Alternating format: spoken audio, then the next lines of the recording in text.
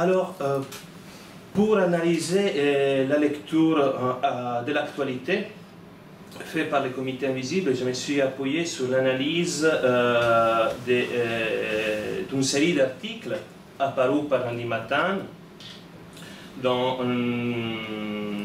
notamment des articles que je peux faire tourner si vous voulez. J'ai ici des copies, désolé, sont un peu abîmées. Comme ça, on aura une idée. Donc, il s'agit des articles apparus à partir du 28 février sur le site de Lundi Matin. Pas tous les articles sont signés par la rédaction, beaucoup sont de forme anonyme. Il s'agit aussi de certains appels pour la manif du 1er mai à Paris. Donc, les articles sont depuis Paris à nos amis dispersés par le monde et d'un mai sauvage à l'autre, appel international à converger sur Paris le 1er mai. Ensuite, j'ai analysé aussi les articles 22 mars 2018, commémoration ou itération, abattre Macron, de l'université à la commune, et ensuite, on n'est pas vivant, on le devient. Les réflexions que je vais faire s'appuient aussi sur toute une série de lectures, notamment les textes de Tikkun, Comité Invisible, Agamben, Antonio Negri, ou aussi les réflexions de la collègue Isabelle Semer.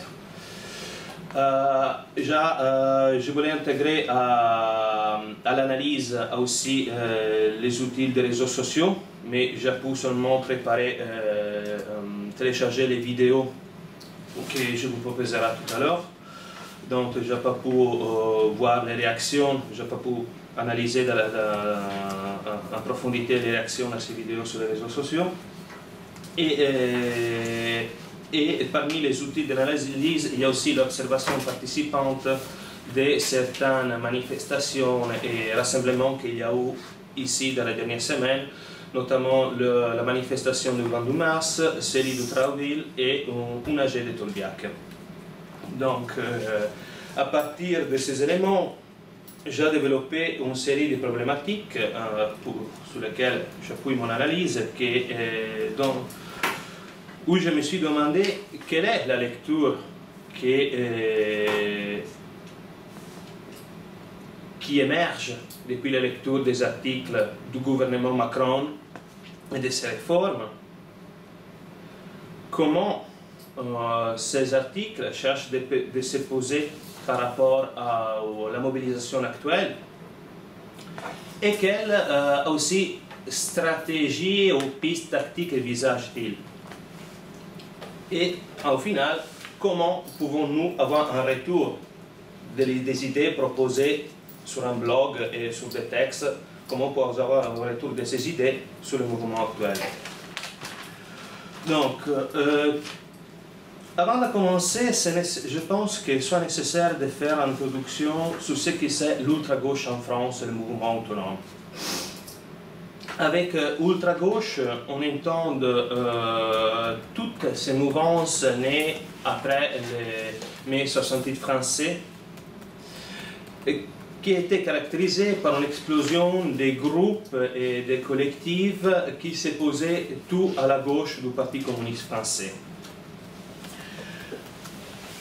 Beaucoup étaient d'inspiration maoïste, trotskiste, conciliariste, et il y avait anarchistes, libertaires et beaucoup d'autres. Et parmi les différentes mouvances qu'il pouvait avoir au sein de l'ultra-gauche, qu'il y a encore au sein de l'ultra-gauche, il y a aussi l'influence italienne théorique de l'opéraïsme, Tronti et Negri du début, et aussi l'influence pratique des actions du mouvement de l'autonomie ouvrière italienne des années 70.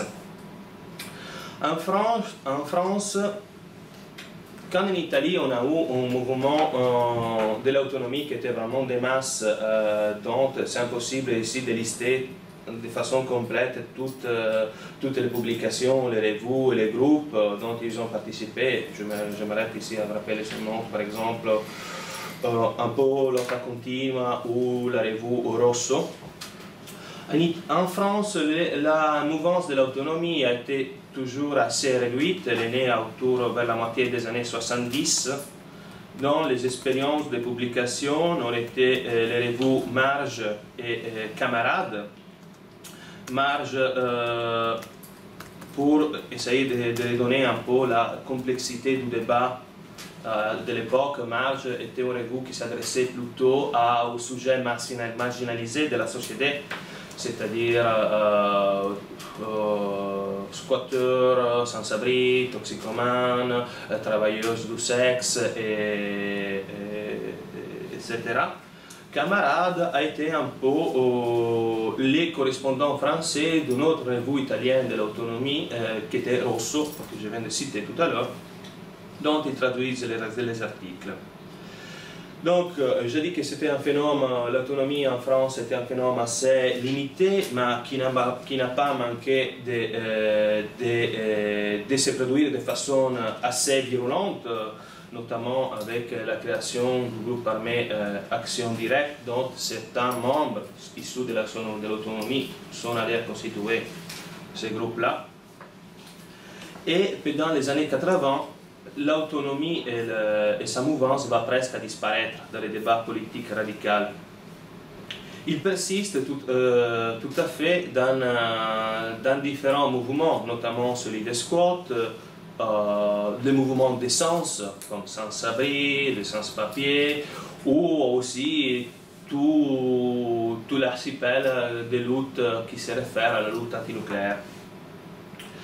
Il y aura ensuite, vers la fin des années 90, un retour en force des idées et des groupes qui se réfèrent à l'autonomie grâce au mouvement altermondialiste. Et là, où il y aura aussi la diffusion internationale et globale de la pratique du Black Bloc, qui, si je ne me rappelle pas, né en Allemagne. En Allemagne dans les années 80, un mouvement autonome allemand avec ces parties-là.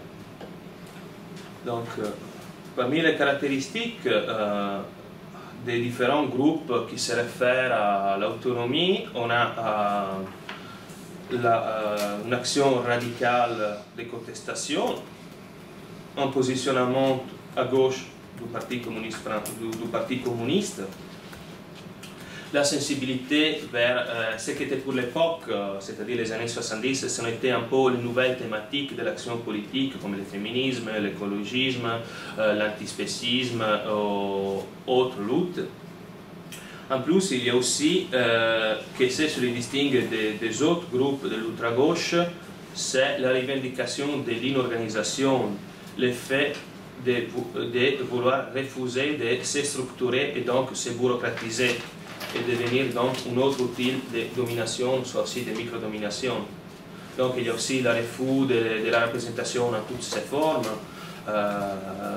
Ça va sentir donc le refus de la forme parti et de la forme syndicale, sauf exception pour certaines formes du syndicalisme de base et du mutualisme. Donc,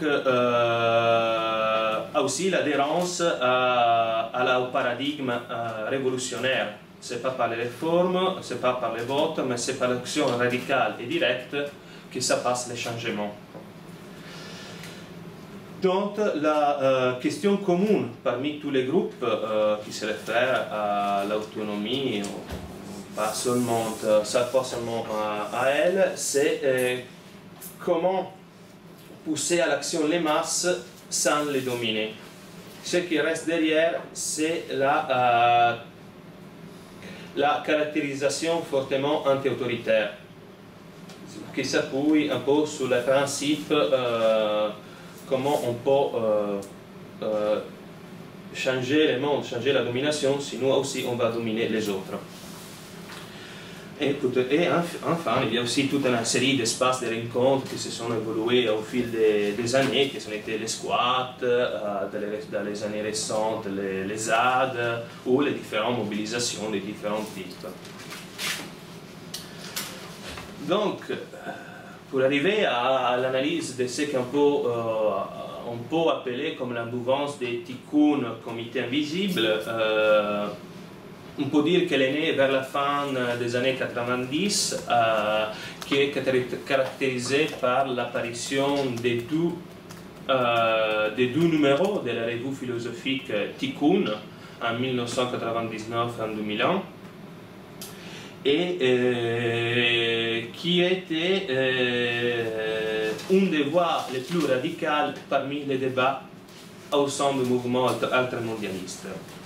Il avance dans Tikkun et ensuite aussi dans les textes du Comité Invisible une critique au capitalisme qui est d'abord une critique existentielle qui se développe dans la métaphysique critique. Quand la tradition révolutionnaire nous avait habitués au matérialisme dialectique. Il y a deux concepts qui sont fondateurs de la philosophie de Tikkun, que c'est la théorie de Bloom et la théorie de la jeune fille, qui représentent un peu la mise au travail des désirs et des affaires dans le capitalisme, et donc le caractère total qui arrivait à assumer la domination du capital dans nos vies, grâce surtout au développement des outils technologiques. Dans leurs réflexions, il y a donc toute une reprise de certains penseurs comme il était Foucault, pour ce qui concerne le biopouvoir, la biopolitique, ou Deleuze et Guattari pour ce qui concerne la structuration en système rhizomatique, c'est-à-dire sans un noyau central, mais diffusé et disloqué par différents nucléus. Donc, il y a surtout, pour ce qui concerne l'action, la reprise d'un certain situationnisme par laquelle on pousse à la rupture par la création de certaines situations qu'on espère qu'ils vont déborder. C'est par exemple les actions du Black Bloc, l'ouverture d'un squat, la participation en blocus, s'installer dans un ZAD. Selon la philosophie du Tikkun, ceci sont toutes des actions qui peuvent être reconduites au soi-dit parti imaginaire, dans la philosophie tikkunienne, c'est un peu l'équivalent du parti communiste de Karl Marx des origines. Ce n'est pas un parti structuré, c'est plutôt une prise de position face à la domination actuelle. Et c'est tout ce qui déborde, qui peut être résumé en tout ce qui déborde dans le monde normalisé selon la vision des Tikkuniens. Ils sont devenus célèbres certains auteurs présumés des livres du Comité Invisible suite à l'affaire Tarnac qui s'est terminée récemment avec la relaxation de tous les inculpés. Et les réflexions proposées par cette mouvance, on peut les trouver toutes les semaines sur leur blog, que c'est lundi matin.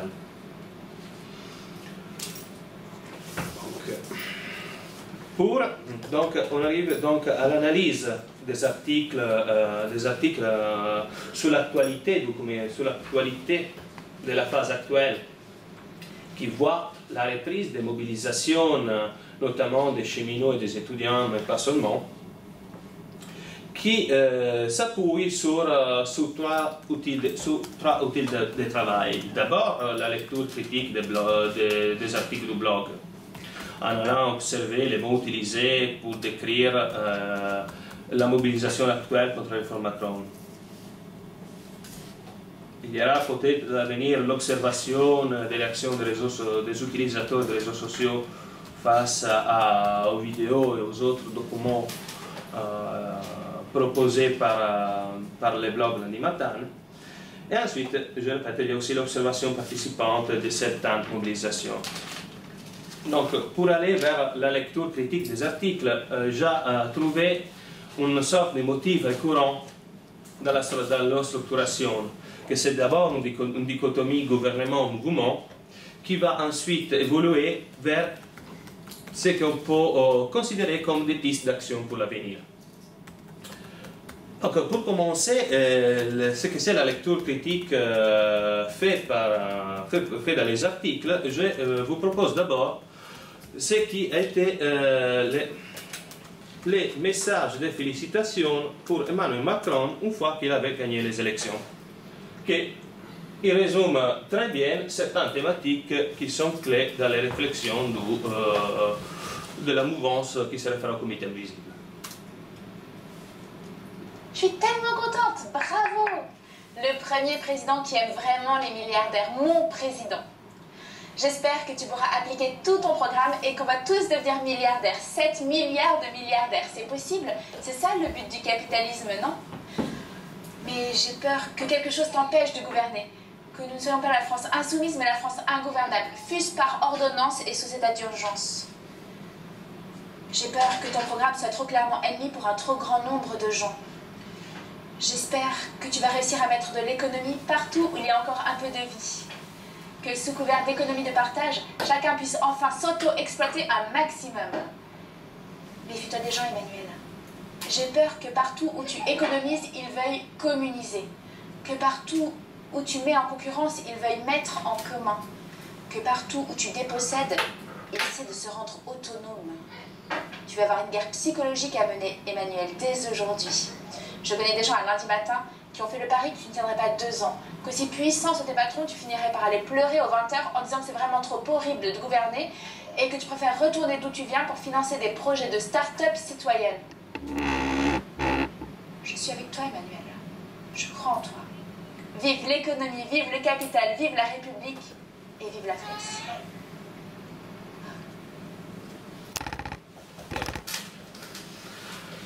Au-delà du caractère ironique de ces messages de bienvenue, il y a certains éléments clés qu'on peut retenir de la pensée avancée par la mouvance du comité invisible, qui sont d'abord le concept d'ingouvernabilité, toute une critique à l'économie, qui est une critique de l'ubérisation qui amène à une nouvelle auto-exploitation des individus, et surtout les paris de voir Macron qui démissionne d'ici au 2019. Dans les articles émerge une lecture actuelle qui voit un climat anesthétisé après la campagne électorale, qui a perduré jusqu'au début de la mobilisation actuelle, et que jusqu'à ce moment-là, le gouvernement, selon les mots des articles, a opéré la stratégie de la non-bataille, qui a consisté à esquiver toutes sortes de preuves de force, décisives contre les diverses mobilisations qu'ils pouvaient susciter. On se rappelle par exemple la décision de renoncer au projet de l'aéroport à Notre-Dame-des-Landes. Mais à partir du 22 mars, il y a eu un changement de paradigme.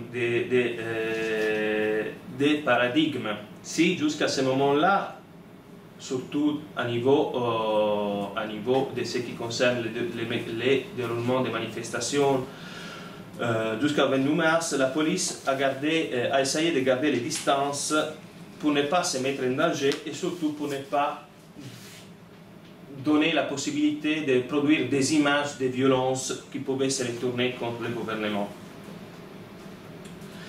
Après, à partir du 22 mars, la bataille pour les réformes macroniennes est devenue une sorte de mère de toutes les batailles possibles aujourd'hui.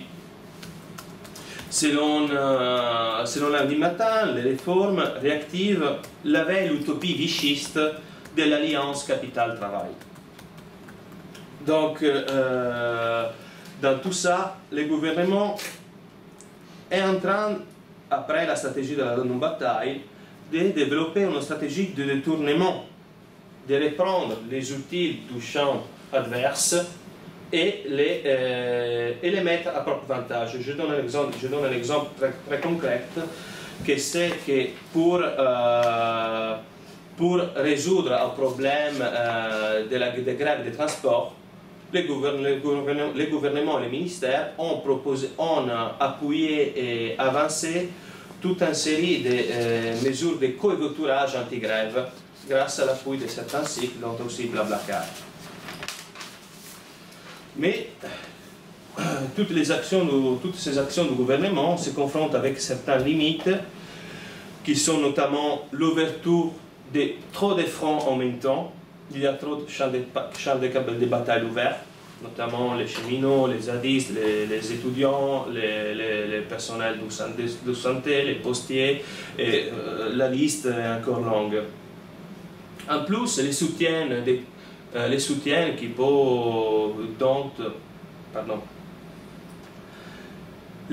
qui profitent maintenant Macron, selon lundi matin, n'est qu'une boule politique qui ne va pas durer longtemps, car c'est surtout la politique du rien ce qui l'amène. Derrière, c'est la politique en fait du néant, de l'économie pure. Et Macron peut être vu comme un erreur de système, parce qu'il était élu plutôt en clé anti-lépéniste, antifasciste, que pour soutenir vraiment ses idées. À niveau global, bien évidemment, il y a la vision d'un monde malade et désormais pourri et presque détruit, dont aussi les privilégiés du monde, c'est-à-dire les habitants du pays occidentaux, conduisent au final des vies vidées de sens et où les racisés sont confinés à des travails usurants et confinés dans l'invisibilité. Et l'économie, l'ubérisation, la mise en valeur de tous les aspects de notre vie nous condamne à un présent perpétuel sans ni passé ni avenir. Il y a aussi des réflexions qui concernent la situation universitaire, au-delà de la critique qu'on peut faire à la réforme sur la sélection aux accès à l'enseignement supérieur. Il y a d'abord la base, la vision d'une critique à l'université en tant que dispositif de pouvoir et en tant qu'espace de la guerre des classes en cours pour l'hégémonie du groupe social dominant. Mais nous verrons que cette critique à système académique n'est pas une invitation ni à la désertion, c'est-à-dire à l'abandon de l'université, ni à encourager des réformes qui, selon leur vision, ne changeront rien dans la substance. On passe donc au deuxième élément de la dichotomie gouvernement-mouvement, et on va voir quelle est la lecture du lundi matin autour des mouvements ou ce qu'ils appellent notre parti. Suite à la manifestation du 22 mars qui s'est déroulée à Paris, qui était une manifestation nationale, ils ont assemblé plusieurs morceaux de différentes vidéos produits autour de cette journée et ils ont rassemblé ça.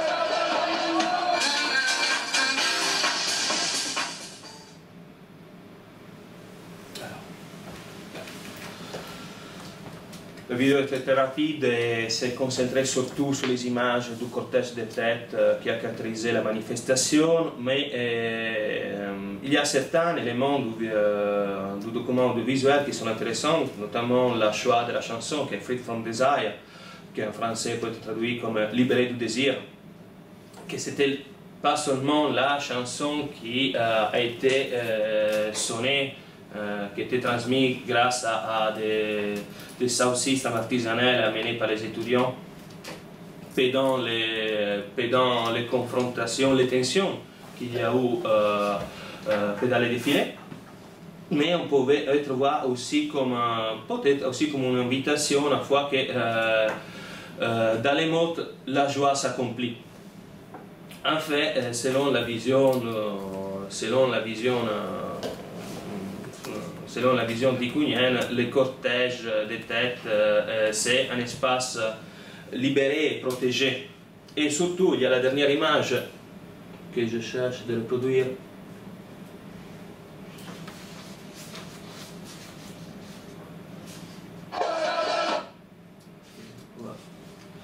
Ça, que c'est mai 68, il commémore, on recommence. Et ici va s'afficher le site lespavé.net, que c'est un des projets dont je vais parler plus tard. Alors, ce que nous pouvons dézoomer depuis la lecture des articles, c'est que il y a toute une reconnaissance, exaltation des différents ensembles de désertions qui se mettent en œuvre, actuellement, des désertions du système économique actuel et des désertions qui nous verront différentes formes et qui ont différentes caractéristiques. Mais on constate aussi un état de burn-out généralisé.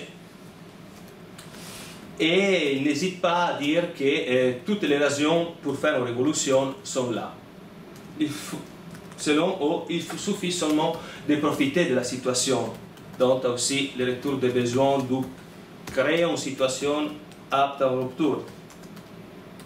Selon leur lecture, la manifestation des cheminots du 20 mars n'était qu'un apéritif de la mobilisation actuelle, qui a tout à fait ouvert des problématiques précises, c'est-à-dire la tolérance vers le cortège de tête par les services d'ordre et par les dispositifs policiers est-elle un acquis ou il faut toujours se battre pour la garantir?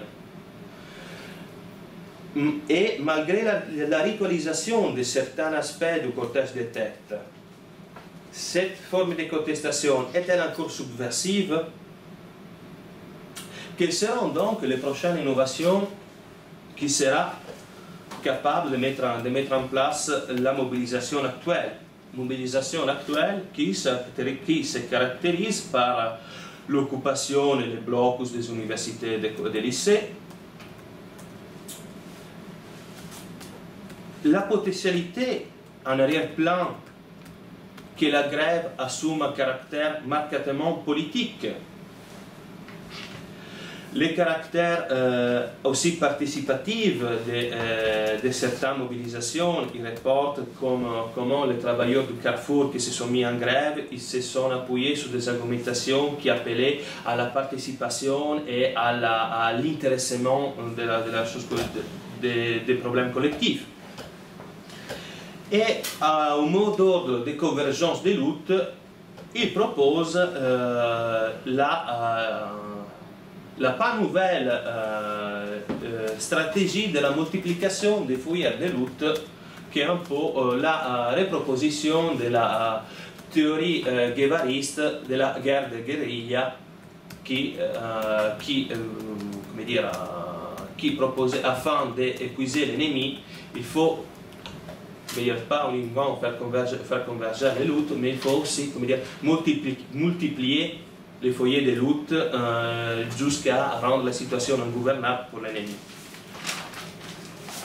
Donc, dans tout ça, il y a des points et des forces et des limitations du mouvement actuel, qui sont notamment l'espace de force gagné par les cortèges de tête, où on peut observer que la police n'ose pas entrer à l'intérieur tout seul.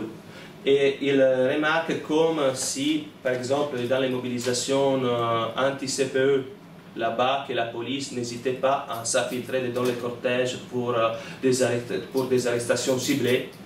Aujourd'hui, c'est un phénomène presque inexistant au sein des manifestations parisiennes. Tout à fait, nous sommes aux prémices d'un mouvement qui peut se retirer à tout moment, mais qui cherche tout à fait de mélanger la combativité du secteur des cheminots avec l'imprévisibilité du facteur étudiant. Et il y a de nouvelles problématiques qui se posent. Il retourne les problèmes des nouvelles pratiques et des possibilités qui ces pratiques peuvent ouvrir, mais aussi comment on peut faire, dans le cas d'un recul du mouvement, pour garder les traces de tout ce qu'il y a eu. Parmi les limites, on peut revoir toujours les risques de ritualisation de certaines pratiques du répertoire de l'action directe et la constatation qu'une réelle convergence n'a pas encore eu lieu. Il y a eu des soi-disant voyages entre les ouvrières, les cheminots, les étudiants, les lycéens, mais on est encore loin d'une solidarité effective. Donc, à niveau global, pour sortir du camp français, on peut constater une augmentation des intensités des mouvements par tout le monde et une désertion progressive du système capitalistique qui, certaines fois, bascule vers des éruptions politiques. Pour ce qui concerne les points sur l'université, on retourne vers la critique de l'institution, les refus, comme j'avais dit, de l'abandonnisme ou du réformisme, et la proposition d'un savoir combattant et d'une université des communs. Des communs qui soient comme une base arrière pour la production des contre-discours. Et c'est un point que nous chercherons, celui de l'université des communs, que nous chercherons d'analyser dans cette troisième phase d'analyse qui concerne les interprétations tactiques, c'est-à-dire, comme il disait aussi, quelques idées pour les temps qui viennent. Les prochaines vidéos que je vous montre, ce n'est pas une vidéo de lundi matin, mais c'est une vidéo qui s'affiche sur la page Facebook liée au site lespavé.net. Je vous rappelle que lundi matin avait republié les appels à la manifestation du 1er mai à Paris, apparu sur le site lespavé.net. Donc, ça c'est les vidéos, sur Facebook de la page Fuck May 68 Fight Now. Je pense qu'il n'a pas besoin de traduction. Alors, ça il n'y a pas de son, donc.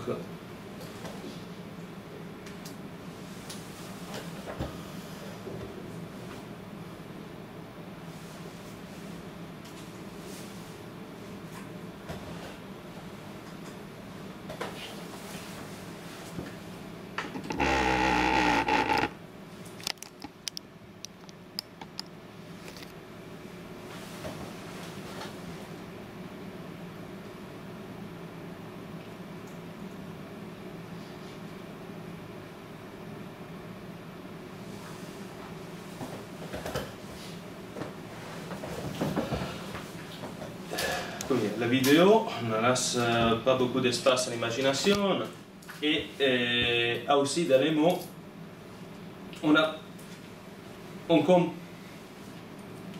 les appels est écrit clairement que ce qu'on veut faire, c'est d'organiser un 1er mai révolutionnaire à Paris. Et donc c'est pour ça que différents appels internationaux ont été lancés depuis quelques semaines. On ne veut pas faire de commémoration, on veut recommencer ce qui était interrompu à l'époque. Depuis les appels, on retient 4 leçons autour du mai 68. D'abord, qu'il y avait déjà des casseurs à l'époque. Deux, que si on veut faire effectivement quelque chose, il faut d'abord bloquer le pays. Sans ça, il n'y a pas de perspective possible. Troisième, le capitalisme a réussi à réaliser les pires désastres qu'on disait de lui en mai 68.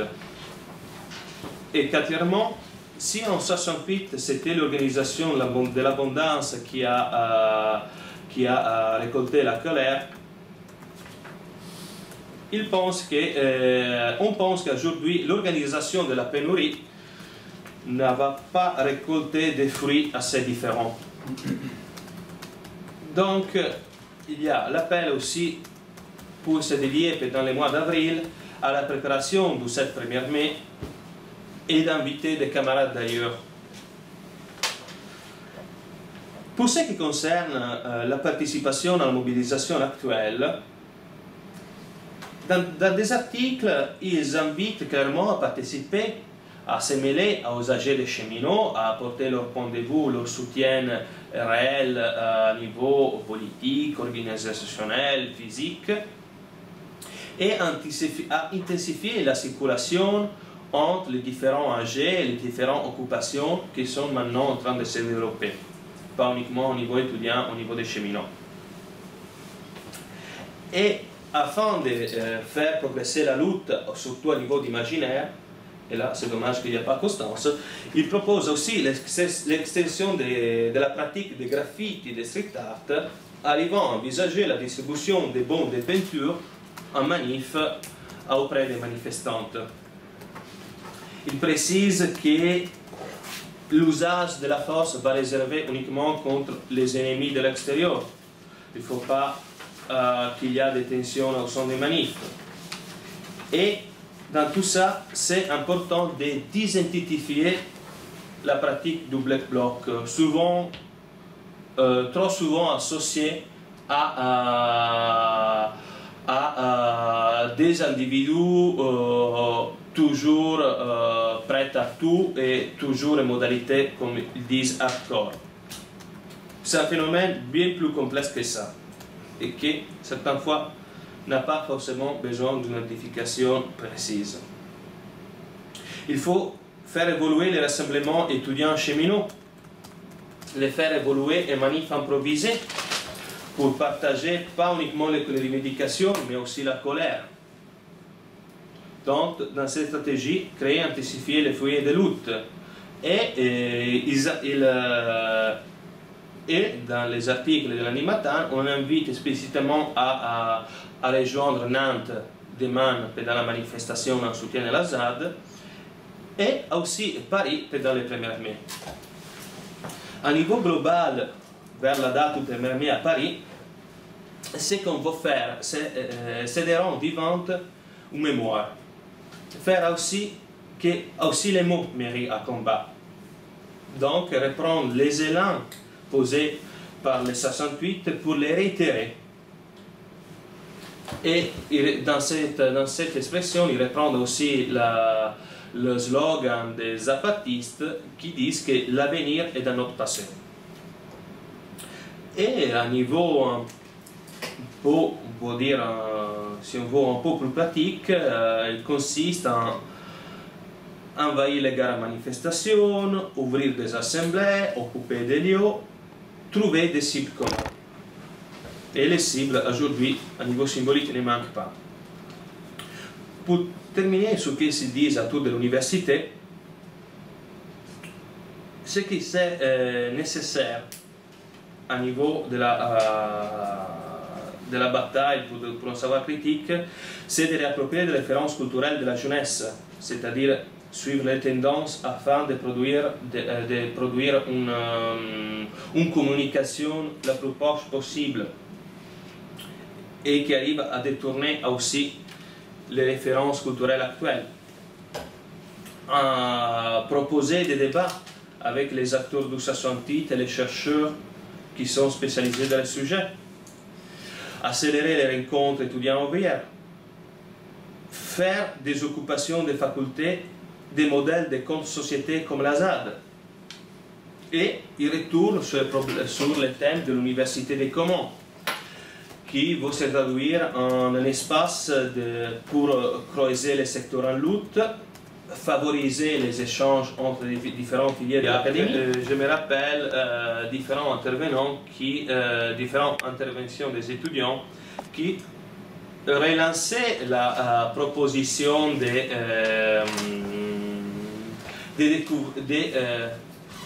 faire exploser la pratique des graffitis et en appelant, en exprimant le désir de vouloir appeler divers artistes et tout le monde qui a envie pour décorer les murs de la fac occupée.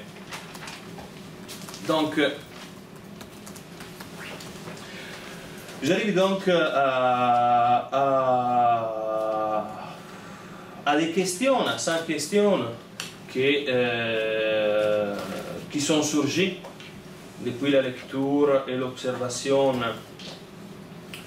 de la mobilisation actuelle,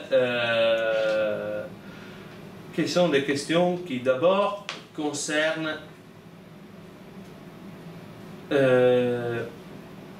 les pistes de rupture révolutionnaires qui sont en train de ruptures qui se prétendent révolutionnaires, qui sont en train de se placer aujourd'hui. Donc, et je me demande si dans ces pistes on peut retrouver une rupture qui soit positive mais aussi humaine pour sortir de l'impasse politique actuelle. La deuxième question concerne l'identité, les nous et les peuples auxquels cherche de se référer le comité invisible. Selon moi, il s'agit d'un nous qui est inclusif, mais sans une identité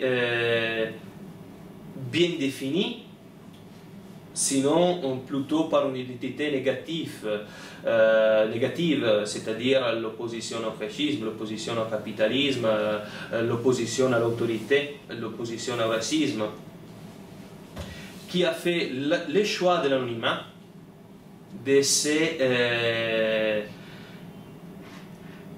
se dissoudre pour devenir plus fort, et qui a surtout comme principe le refus de toutes sortes de dominations. On arrive donc à la question suivante, qui est la question de l'État et du pouvoir.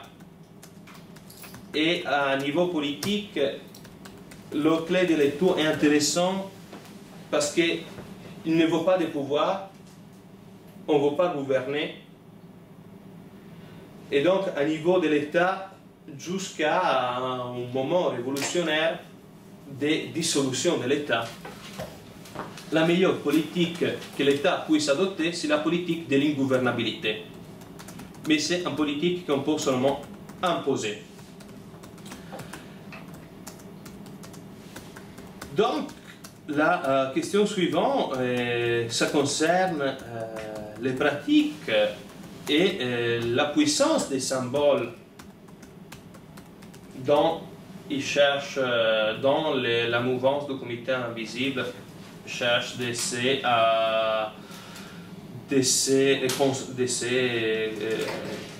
concentrer. C'est une histoire collective qui se réfère à des symboles qui se croisent avec les situations de lutte à plusieurs niveaux, à niveau métropolitain, national, global. Il y a toute une série de situations et d'événements qui ont fait un peu les symboles d'une culture politique partagée, qui était le rendez-vous en zone nation, l'occupation de la Sorbonne. Hier soir, les étudiants, après un AG, ont essayé d'occuper la Sorbonne. il y a tout l'imaginaire qui, cette année notamment, route autour du mai 68. Il y a les références aux cibles de l'autonomie ouvrière italienne. Tout ça crée une sorte de culture politique partagée que je constate qu'on n'a pas besoin d'adhérer formellement à un groupe pour ici reconnaître.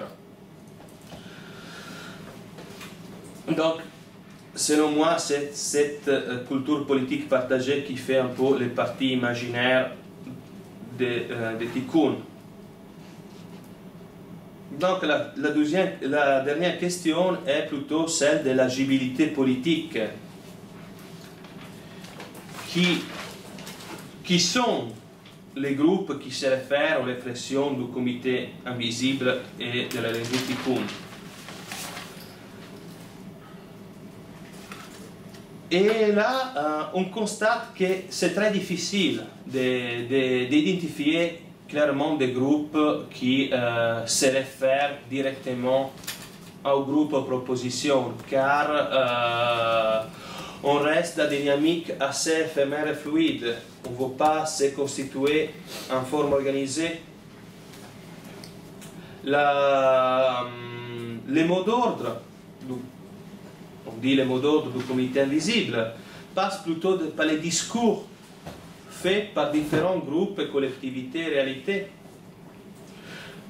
Et moi, il m'a semblé de reconnaître beaucoup de références au son de l'AG de Tolbiac. Et là, la question de la stratégie, ça me fait plutôt penser à Gramsci, aux réflexions du communiste italien Antonio Gramsci, et comment il trouvait central les combats, surtout pour une hégémonie culturelle. Donc, je pense d'avoir assez dit. Et bon. Merci. Merci à vous. Merci.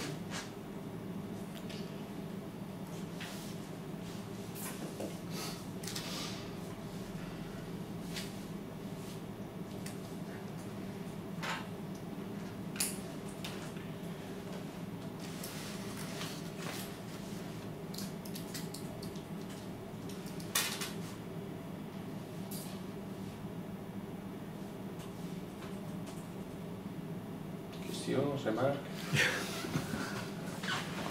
Juste peut-être la discussion. Dans l'analyse que tu as proposée pour l'intervention d'aujourd'hui, une des choses dont tu n'as pas parlé véritablement à propos du comité invisible, ce sont des ouvrages. Tu t'es référé à lundi matin, tu t'es référé à un certain nombre de choses. Oui. Ce qui est compliqué aussi avec la sphère de l'autonomie passée et actuelle, c'est qu'en fait, le comité invisible, ça veut tout dire et rien dire, et c'est quand même probablement, voilà, sans connaître non plus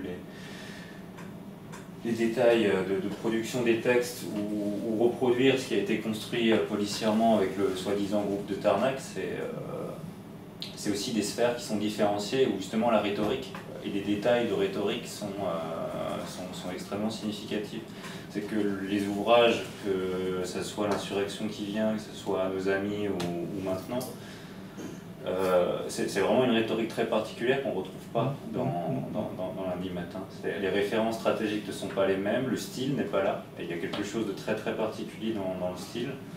Et en fait, au départ, c'était voilà, une question très générale, c'est-à-dire ce sont des choses que tu as laissées de côté pour la présentation, en faisant vraiment cette analyse des vidéos et du contenu du site lundi matin. Voilà. En fait, la lecture des articles pour moi était possible uniquement grâce à l'analyse des articles. Pour moi était possible uniquement grâce à la lecture des livres. Okay. Certains passages n'étaient pas. C'est vrai, je suis d'accord avec vous par ce qui concerne le style n'est pas du tout le même. C'est le style typique d'un blog. C'est direct. Quand dans les livres du comité invisible, le style arrive aussi au baroque certaines fois. C'est riche en citations et Et c'est certaines fois aussi assez complexe dans les références philosophiques. Mais c'est tout à fait nécessaire pour comprendre les argumentations proposées dans les articles du blog. Ils sont complémentaires l'un à l'autre. Disons, sont comme les livres sont presque comme des guides de lecture pour les blogs et vice-versa. Donc, tout ce qui concerne par exemple la critique à l'économie, à la critique à l'ubérisation, à l'exploitation de la vie humaine dans tous ces aspects, c'est difficile de la comprendre depuis la lecture des articles. Il faut évidemment lire les livres. Et là, si vous voulez, on peut aussi avancer une lecture, une analyse des livres, des livres du Comité Invisible, si vous préférez. Il y a des questions, des thématiques qu'on voulait approfondir. Juste avant de passer la parole à Sylvain, effectivement, tu pars de l'hypothèse, enfin, tu pars du principe d'analyse que la situation actuelle est une mise à l'épreuve pratique des livres. Et qu'il y a un rapport entre les deux. Donc il y aurait quelque chose comme un corpus unique, ou en tout cas connecté. Ce qui est particulier, c'est qu'il ne se donne pas explicitement comme tel. Je ne dis pas que c'est une mauvaise piste, mais ça ne se donne pas explicitement comme tel. C'est un des éléments du dispositif. Ouais, vas-y.